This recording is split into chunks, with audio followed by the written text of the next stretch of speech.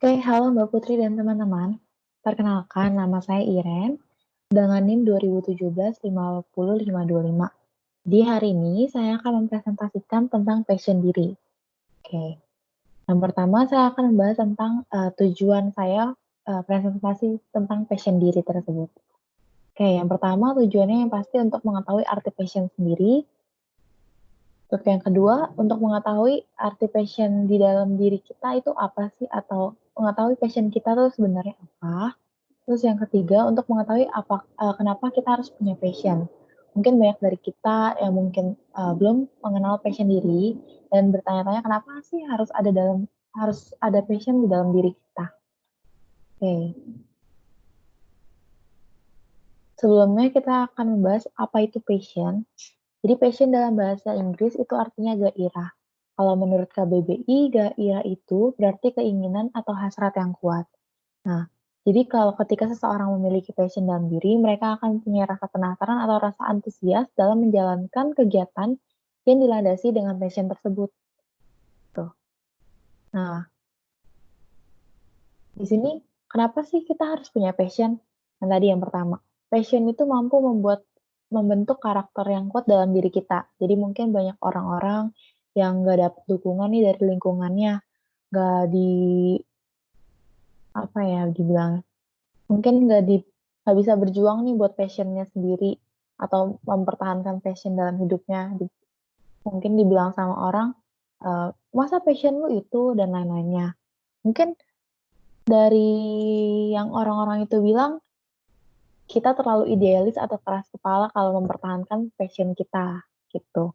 Tapi kalau misalnya kita mempertahankan passion kita, itu, eee, mampu membentuk karakter yang kuat dalam diri kita.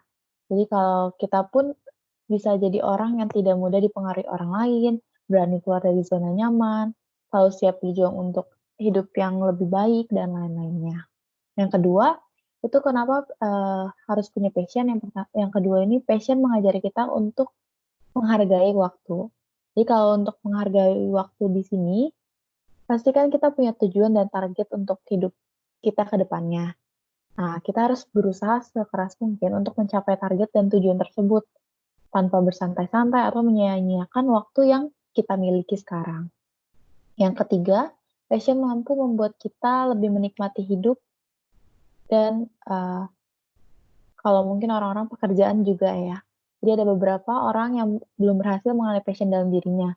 Nah,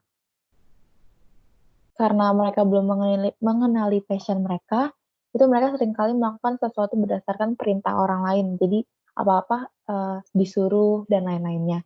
Tapi kalau disuruh itu kan atau diperintahin orang lain itu kan bikin kita jadi kayak kurang puas sama yang apa yang kita lakuin dalam hidup. Kayak terbatas apapun yang kita mau lakuin. Nah, lain ceritanya kalau misalnya kita udah punya passion atau yang kita lakukan itu sesuai dengan passion kita. Selain kita dapat menikmati apa yang kita kerjakan, kita juga merasa, nggak terlalu tertekan nih apa yang ada, apa kesulitan yang ada di depan kita. Yang terakhir, passion akan membuat kita lebih fokus. Jadi kalau ketika kita mengerjakan sesuatu yang tidak sesuai dengan passion, umumnya seseorang itu akan mengerjakan dengan setengah hati atau, mmm, dikit-dikit, "Aduh males ya kerjainnya," gitu. Tapi kalau misalnya kita punya passion, eee, ataupun bekerja sesuai dengan passion, itu seseorang akan mengerjakan tugasnya tersebut dengan sepenuh hati, sampai dengan hasilnya pun maksimal, gitu.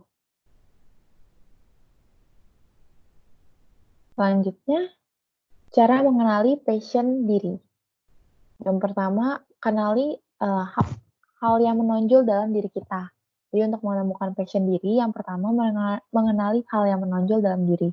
Coba ingat-ingat lagi dari sekian banyak hal yang kita lakukan, itu apa sih yang, menonjol di dalam diri kita? Mungkin di bidang kesenian kah? Atau olahraga kah? Atau yang lainnya mungkin. Jadi pahami dulu nih perihal passion tersebut dan apa sih keunikan dalam diri kita, gitu. Selanjutnya, mengetahui apa yang disukai dan tidak disukai dalam diri kita sendiri. Jadi kita harus tahu apa hal yang bikin kita suka dan kita nggak suka. Jadi passion diri itu bukan hal yang tidak kamu sukai. Selanjutnya, mengetahui impian. Nah, terkait dengan impian atau masa depan, jadi nantinya nih kamu ingin menjadi apa dan mencapai apa dari yang, kamu lakukan sekarang.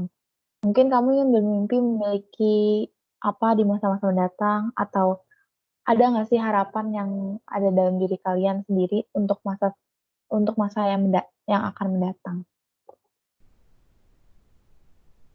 Selanjutnya, memfokuskan dan mempelajari hal yang kalian sukai. Nah, jika kamu memiliki kesenangan atau kesukaan terhadap suatu hal, itu benar-benar menarik perhatian kamu, itu, boleh banget tuh kalian pelajari. Jadinya se ketika kamu akan mempelajari kesenangan atau kesukaan kamu, itu akan lebih pasti belajarnya akan lebih mendalam. Jadi, harusnya kalian menggali hal-hal yang belum kamu dapetin dari kesenangan tersebut. Jadi yang kalian sukai itu kalian harus gali lebih dalam lagi. Mungkin bisa dibuat penasaran sama hal yang kalian sukai itu. Oke, sekian presentasi dari saya. Mungkin ada pesan sedikit dari saya yang, mungkin kalian harus lakukan apa yang kalian sukai dan sukai apa yang kalian lakukan. Jadi, karena saat kalian melakukan sesuatu yang kalian sukai, itu berarti kalian punya kebebasan. Tetapi kalau kalian sukai apa yang kalian lakukan, itu akan membantu kalian untuk bahagia dalam menjalankannya. Terima kasih.